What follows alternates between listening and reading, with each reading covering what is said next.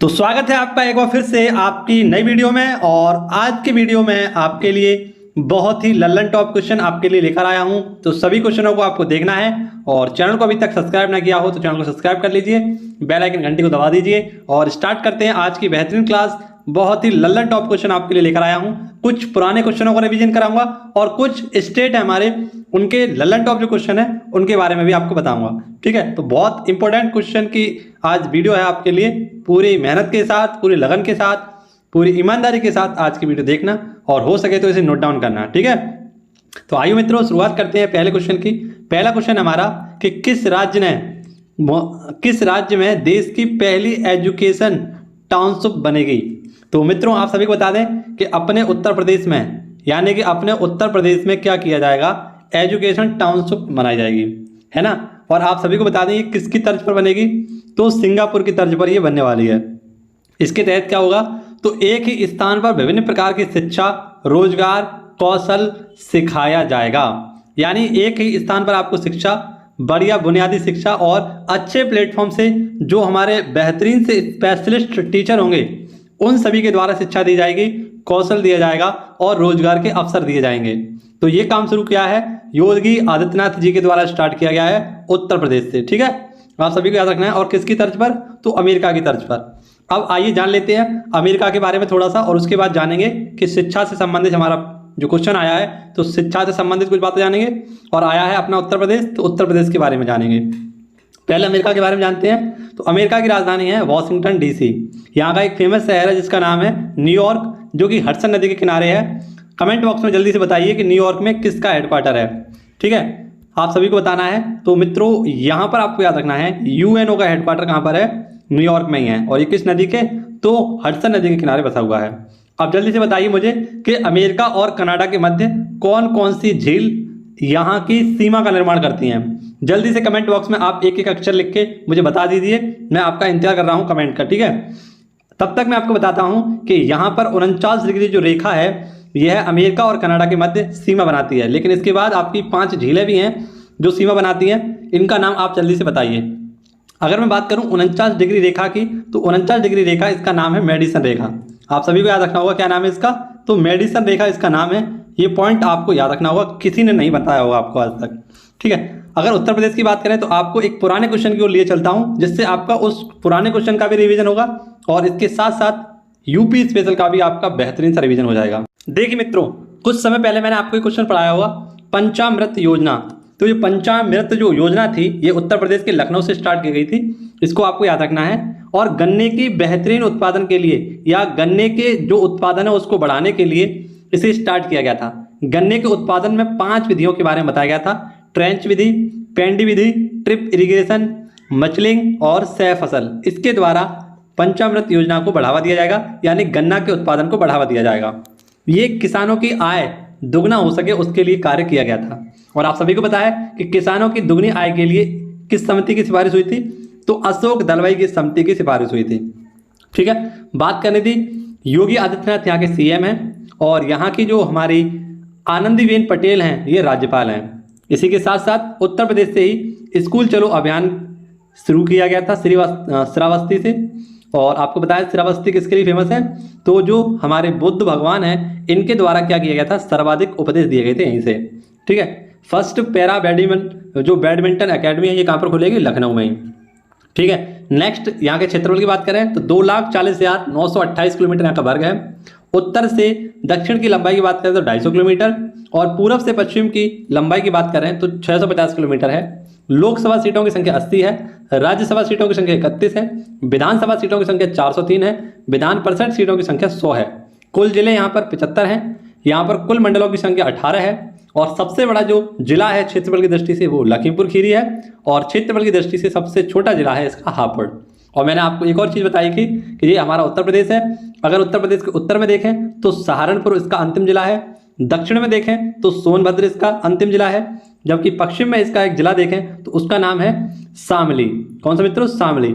जबकि इधर देखें पूरब में तो ये है आपका बलिया।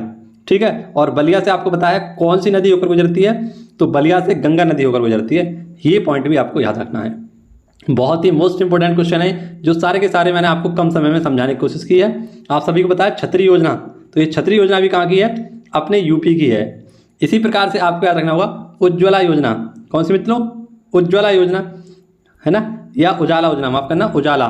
जो उजाला योजना थी ये कहाँ से स्टार्ट की गई थी? ये महोबा उत्तर प्रदेश से ही स्टार्ट की गई थी। ठीक है, महोबा उत्तर प्रदेश से स्टार्ट की गई थी।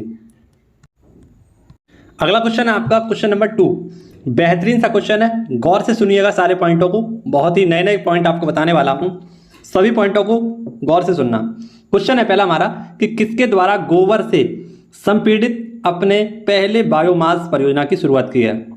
तो हाल ही में आपको बता दूं, जो हमारा हिंदुस्तान पेट्रोलियम निगम लिमिटेड है, इसके द्वारा राजस्थान के जालौन से, है ना, क्या स्टार्ट किया गया है? तो बायोमास परियोजना को स्टार्ट किया गया है। आप सभी को बताया हिंदुस्तान पेट्रोलियम निगम लिमिटेड, इसके हाल ही में नए अध्यक्ष कौन बनाए गए थे? पुष्कर जोशी।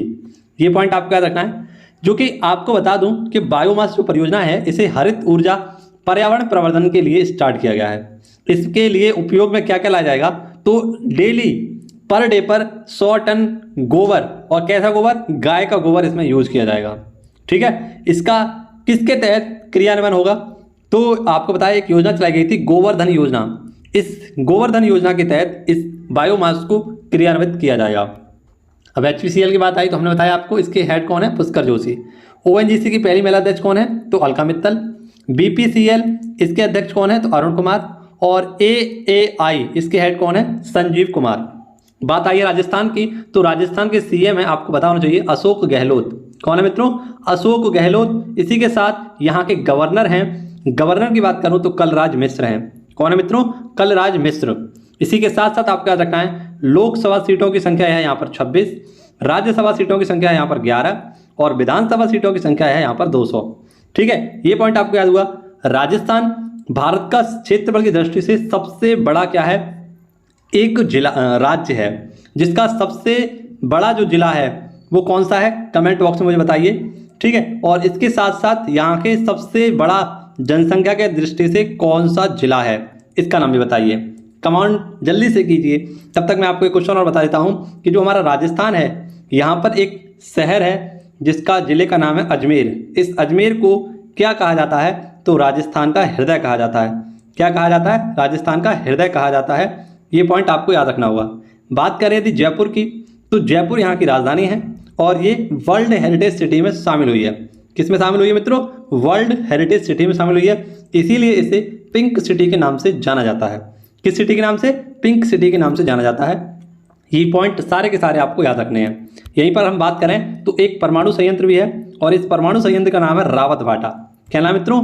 रावत भाटा यहाँ के एक जो परमाणु संयंत्र है इसका नाम है। ठीक, ये सारे क्वेश्चन आपको हमारे राजस्थान से याद रखने हैं। अब क्वेश्चन नंबर 3 जो मैं आपको कराने वाला हूँ, इसमें आपको पुराने क्वेश्चन का बहुत बढ़िया सा रिवीजन कराऊंगा और इसी में कनेक्ट करके आपको आज का नया क्वेश्चन भी बताऊंगा। तो बहुत ही पेशेंस के साथ इस क्वेश्चन को देखिएगा और पसंद आए तो वीडियो को लाइक करिएगा। अगर चैनल पर नए आए हो, विश्वास बन चुका हो, तो चैनल को सब्सक्राइब करके अपने पास रखिएगा, जिससे कि कोई भी वीडियो आपसे छूट नहीं पाए। तो जैसा कि आपको पता है, मैंने कल आपको इस क्वेश्चन को कराया था। अब जानूंगा कि आज कौन सा क्वेश्चन कराने वाला हूं, इसी क्वेश्चन में आपको रिलेट करा के। तो पहले कल का क्वेश्चन देख लेते हैं कि किस राज्य का गरबा नृत्य यूनेस्को की सांस्कृतिक सूची में शामिल होने के लिए नामित की गई है, यानी नॉमिनेट की गई है। और ये कौन सा नृत्य है? तो गरबा नृत्य। मैंने कल आपको बताया था गरबा नृत्य कहाँ का है, तो गुजरात का है। इसमें जो महिलाएं होती हैं और पुरुष जो होते हैं, इनके हाथों में डंडियां होती हैं और डंडी के माध्यम से ये डांस किया जाता है, इसलिए इसे डांडिया नृत्य भी कहते हैं। और ये कहाँ का फेमस है? तो गुजरात का, लेकिन महाराष्ट्र के कुछ इलाकों में भी ये फेमस है, लेकिन ये यहाँ का लोक नृत्य आपको याद रखना है। बात करें यूनेस्को की, तो इसकी स्थापना 1940 में हुई थी। हेडक्वार्टर इसका पेरिस में है और इसके निदेशक जो है वो है एरिक फोल्ड। गुजरात की बात करें तो गुजरात के मुख्यमंत्री भूपेंद्र भाई पटेल। यहाँ के जो राज्यपाल हैं ये आचार्य देवव्रत हैं।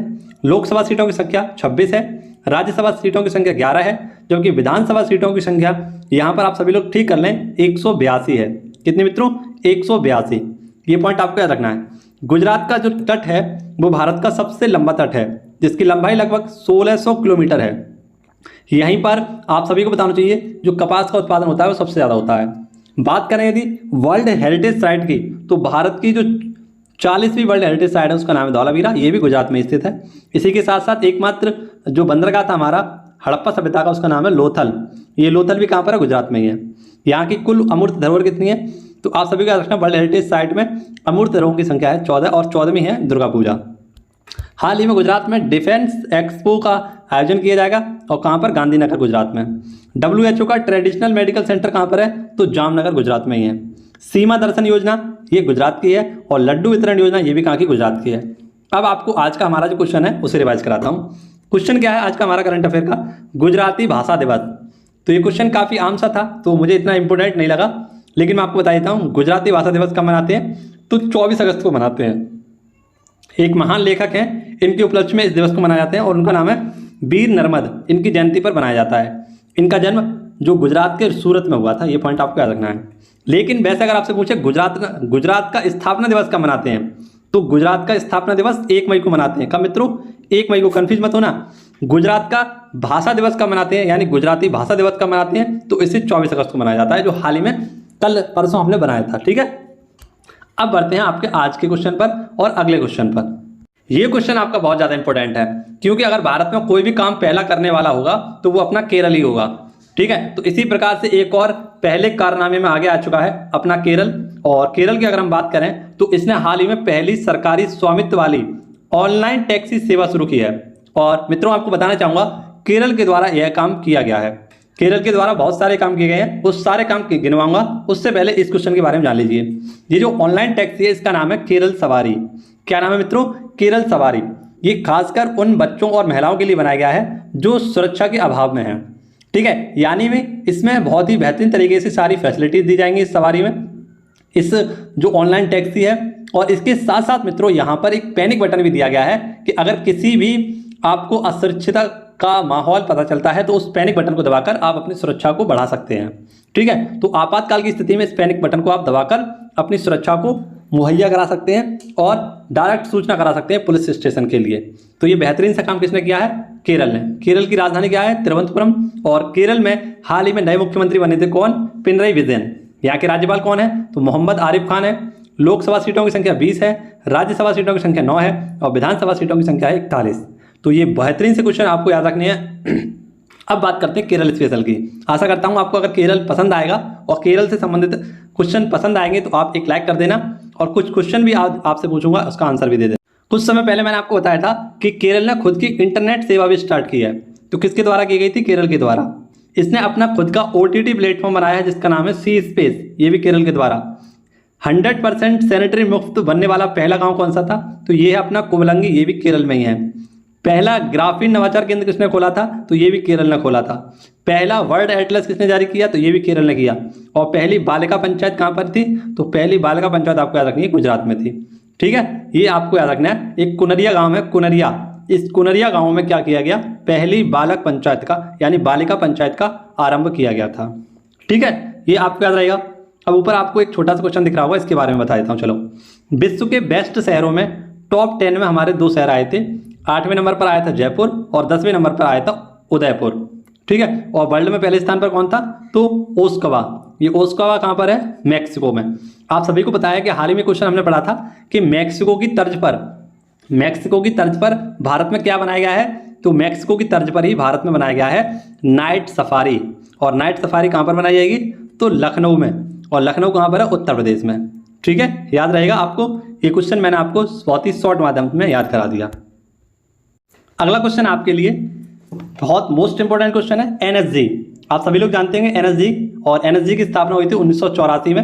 नेशनल सिक्योरिटी गार्ड के नाम से इसे जाना जाता है। और हाल ही में इसके महानिरीक्षक बने हैं मेजर जनरल प्रवीण छाबड़ा। कौन बने हैं, मेजर जनरल प्रवीण छाबड़ा। यहाँ पर इनका नाम आप सभी कर लेना सही, प्रवीण इनका नाम है। ठीक है, प्रवीण 2.5 साल के कार्यकाल के लिए बने गए हैं। और NSG सर्वोत्तम सुरक्षा यानी सभी के लिए सबसे बेहतरीन सुरक्षा देने का वादा कौन करेगा, वो है NSG। ठीक है, और इसके अध्यक्ष कौन है प्रेजेंट टाइम में, तो इसके अध्यक्ष है M.A. गणपति। इनका नाम आपने काफ़ी बार सुना होगा, M.A. गणपति। ये काफ़ी चर्चा में भी रहते हैं। M.A. गणपति इसके हेड हैं। अब सुरक्षा की बात आई है तो सबसे पहले आपको याद रखना है BSF। और BSF के द्वारा 2 मिशन चलाए जाते हैं, ऑपरेशन चलाए जाते हैं, ऑपरेशन गर्म हवा और ऑपरेशन सर्द हवा। और इसके हेड कौन है, तो पंकज सिंह इसके हेड हैं। इसी के साथ आपको बताया हाल ही में दिल्ली पुलिस के कौन मित्रों, दिल्ली पुलिस के नए जो महानिदेशक या दिल्ली पुलिस के जो आपके क्या कह सकते हैं उन्हें, पुलिस अधीक्षक जो बनाए गए थे, कौन थे, संजय अरोरा। कौन बनाए गए थे? संजय अरोरा। और संजय अरोरा कौन है? तो आईटीबीपी के हेड है प्रेजेंट टाइम में। कौन है? आईटीबीपी जो है हमारा उसके हेड है। इसी के साथ साथ एनडीआरएफ, तो एनडीआरएफ के हेड कौन है? अतुल करवाल। कौन है मित्रों? अतुल करवाल एनडीआरएफ के हेड हैं। ये पॉइंट आपको याद रखना है। एनसीसी के हेड कौन है? तो एनसीसी के हेड है गुरमीत पाल सिंह। कौन है मित्रों? Lieutenant general Gurmeet Pal Singh. इसी के साथ साथ आपको याद रखना होगा असम राइफल। असम राइफल के हेड कौन है? तो ये है प्रदीप चंद्र नैयर। कौन है मित्रों? प्रदीप चंद्र नैयर। ये पॉइंट जो मैं बोल रहा हूँ आपको गौर से सुनिएगा, बहुत ज़्यादा इंपॉर्टेंट है। इसी के साथ आपको बताऊं वायुसेना के अध्यक्ष कौन है? वायुसेना के अध्यक्ष हैं वी.आर. राम चौधरी। विवेक राम चौधरी वायुसेना के अध्यक्ष हैं। इसी के साथ साथ थल सेना के अध्यक्ष कौन है? तो थल सेना के अध्यक्ष हैं मनोज पांडे। कौन है मित्रों? मनोज पांडे। इसी के साथ आपको मैं बता दूं कि नौसेना के अध्यक्ष कौन है? तो नौसेना के अध्यक्ष हैं आपके आर हरि कुमार। कौन है मित्रों? आर हरि कुमार। ये सारे पॉइंट आपको याद हुए ना? ये सारे पॉइंट आपको रटने चाहिए, आपकी उंगलियों पर नाचने चाहिए। जितनी भी चीज़ें मैंने आपको बताई हैं तो वीडियो को आप रोक कर या पुनः से 2-3 बार देखेंगे, सारी चीज़ें आपको रटने वाली हैं। क्वेश्चन नंबर 6 से आपके सामने most important question, inter services aquatics championship शुरू की गई है कहाँ से? तो विशाखापट्टनम से। विशाखापट्टनम आपका कहाँ पर है? कमेंट बॉक्स में जल्दी से बताइए कि विशाखापट्टनम किस राज्य में है। तब तक मैं आपको क्वेश्चन के बारे में बताता हूँ। इंटर सर्विसेज एक्वेटिक्स चैंपियनशिप ये 22 से 26 अगस्त तक चलने वाली है और इसमें सेना की 2 टीमें होंगी और एक एक टीम इसमें नौसेना और वायुसेना की होगी। इसमें कौन कौन से खेल होंगे? तो तैराकी, वाटर पोलो और स्प्रिंग बोर्ड जैसे कई सारे खेल इसमें होने वाले हैं और लगभग 150 खिलाड़ियों के साथ ये खेल खेला जाएगा। ठीक है, ये आपको पॉइंट याद रखने हैं। कितने खिलाड़ियों के साथ? 150 खिलाड़ियों के साथ। अब कमेंट बॉक्स में बताइए कि हाल ही में लगभग 3.5 लाख खिलाड़ी किस खेल में भाग लेने वाले हैं? 3.5 लाख खिलाड़ी किस खेल में भाग लेने वाले हैं? जल्दी से बताइए और कहाँ से उस खेल को स्टार्ट किया जाएगा। अगला क्वेश्चन बेहतरीन सा क्वेश्चन है, जान लीजिए इसके बारे में क्या क्या आपको बताने वाला हूँ। तो हिंदी भाषा में युवा साहित्य अकादमी पुरस्कार 2022 बांटे गए हैं और लगभग हमारी जितनी भी जो भाषाएं हैं, संविधान की भाषाएं हैं, उन भाषाओं में बांटा गया है। ठीक है, आप सभी को याद रखना है। इसी के साथ साथ जो हिंदी भाषा है हमारी, हिंदी भाषा में किसे दिया गया है? भगवंत अनमोल को दिया गया है और ये कहाँ के हैं? तो अपने कानपुर के हैं, यानी कानपुरिया हैं और भगवंत अनमोल को ये दिया गया है। इनका उपन्यास है प्रमेय। कौन सा उपन्यास है इनका? प्रमेय। यहाँ पर जो विजेता होता है उस विजेता को इनामी राशि में 50,000 रुपये दिए जाते हैं। ठीक है, तो आज का मेरी उम्मीद है कि किसी ना किसी दिन ये वीडियो 50K पर जाएगी या 50K व्यू इस पर आने वाले हैं। तो ऐसी मेरी आशा है, आप सभी लोग इस आशा को पूरा कीजिए, दोस्तों के साथ वीडियो को शेयर कर दीजिए, है ना, जिससे कि मुझे भी थोड़ा मोटिवेट मिल सके और आप सभी के लिए और भी बेहतरीन तरीके से वीडियो को बना सकूँ। उर्दू भाषा में अगर बात करूँ तो उर्दू भाषा में किसे दिया गया है? मकसूद अफाक। इनका उपन्यास है गिर यहाँ, ये एक कविता संग्रह है, इसके लिए दिया गया है। ठीक है, तो आप सभी को याद रखना है 23 भाषाओं में ये दिया जाता है साहित्य अकादमी पुरस्कार, जबकि हमारा जो साहित्य अकादमी पुरस्कार है वो कितनी भाषाओं में? 24 भाषाओं में दिया जाता है। 24 भाषाओं में एक राजस्थानी है और एक आपकी अंग्रेजी है। ये दोनों की दोनों ऐसी भाषाएं हैं जो संविधान की 22 भाषाओं में शामिल नहीं है। संविधान में 22 भाषाएं हमारी, आप सभी को याद होना चाहिए कि पहला जो संविधान संशोधन हुआ था 21वां संविधान संशोधन 1967 में, इसमें एक भाषा जोड़ी गई थी जिसका नाम था सिंधी। इसके बाद 71वां संविधान संशोधन हुआ, इसमें आपकी 1992 में 2 भाषा जोड़ी गई और वे 3 भाषाएं जोड़ी गई थी, नेपाली, मणिपुरी और कोंकणी। इसके बाद 92वां संविधान संशोधन हुआ आपका और इस संविधान संशोधन के साथ 4 बोडो, डोंगरी, संथाली और मैथिली, ये 4 भाषा जोड़ी गई थी। तो कुल मिलाकर भारतीय संविधान में अभी वर्तमान में कितनी? 22 भाषाएं हैं। इसी में आपको याद रखना है कि जो 56वां ज्ञानपीठ पुरस्कार है वो नीलमणि फुकड़ को दिया गया था, 57 का दामोदर मुज्जा को दिया गया था। अंतर्राष्ट्रीय बुकर पुरस्कार ये गीतांजलि राव को दिया गया है टॉम्ब ऑफ सैंड के लिए। ऐसे एबल पुरस्कार किसे दिया गया है? तो डेविस सुलिवन को दिया गया है। ठीक है, question number 8 most important question, Homi Bhabha. कौन मित्रों? होमी भाभा कैंसर अस्पताल और अनुसंधान केंद्र का उद्घाटन कहाँ किया गया है? तो ये उद्घाटन किया गया है मोहाली, और मोहाली आपका कहाँ है? पंजाब में। मोहाली स्टेडियम भी कहाँ पर है? पंजाब में ही है। ठीक है, यहाँ पर प्रधानमंत्री मोदी जी के द्वारा जो हमारा कैंसर अस्पताल है और उसका अनुसंधान यानी रिसर्च सेंटर है उसका उद्घाटन किया गया है। इसके निर्माण में लगभग 6,000 करोड़ रुपए का खर्चा आया था और इसे बनाया किसने है? तो टाटा मेमोरियल के द्वारा इसे बनाया गया है। लगभग 300 से ज़्यादा यहाँ पर बिस्तर वाला ये एक अस्पताल है। इसी प्रकार से मैं आपको बता दूं कि जयपुर में हाल ही में सबसे बड़ा OPD टावर यानी मेडिकल अस्पताल खोला गया था और ये 24 मंजिल था और राजस्थान के जयपुर में खोला गया था। ऐसे ही कैंसर के अध्ययन को क्या कहते हैं, तो ऑन्कोलॉजी कहते हैं। क्या कहते हैं मित्रों, ऑन्कोलॉजी। ये पॉइंट आपको याद रखना चाहिए। अगला क्वेश्चन है क्वेश्चन नंबर 9। अडानी ग्रुप ने एनडीटीवी आप सभी लोग जानते हैं, एनडीटीवी की कितनी फीसदी हिस्सेदारी खरीदी है, तो इन्होंने एनडीटीवी की 29.18% हिस्सेदारी खरीद ली है अडानी ग्रुप ने। और आप सभी को याद रखना चाहिए, ये खरीद तो रहे थे कितनी, ये खरीद रहे थे 55.18%, है ना, लेकिन कुछ दिक्कतों के कारण इन्होंने 29% ही खरीद पाई। ठीक है, इनका इरादा काफ़ी लंबा था, लगभग आधे से ज़्यादा शेयर खरीदने के थे, लेकिन आपको पता है इतने नहीं खरीद सकते हैं, तो इसीलिए इन्होंने कितने 29% तक खरीद लिए। ठीक है, तो आज को मैं एक सवाल आपको देता हूँ, इसका आंसर आप सभी लोग कमेंट बॉक्स में बताइएगा कि इसका आंसर क्या होगा। ठीक है, तो बताइएगा। क्वेश्चन है हमारा कि प्रतिवर्ष विश्व मौखिक स्वास्थ्य दिवस कब मनाते हैं। प्रतिवर्ष विश्व मौखिक स्वास्थ्य दिवस कब मनाते हैं। ऑप्शन ले लीजिए 10 मार्च, ऑप्शन बी है 20 मार्च, ऑप्शन सी है 21 मार्च या ऑप्शन डी है 22 मार्च। तो आप सभी लोग इसका आंसर दीजिएगा। ठीक है, देखता हूँ इसका आंसर कौन देता है। एक बार क्वेश्चन दोबारा से सुन लीजिए कि विश्व मौखिक स्वास्थ्य दिवस कब मनाया जाता है। इसका आंसर आप सभी को कमेंट बॉक्स में देना होगा। तो इसी के साथ आपसे इजाज़त चाहूँगा, मिलूंगा आप सभी से अगले वीडियो में। वीडियो अच्छी लगी हो तो एक कमेंट छोड़ देना आज की वीडियो के लिए। ठीक है, धन्यवाद। जय हिंद, जय भारत, वंदे मातरम, भारत माता की जय।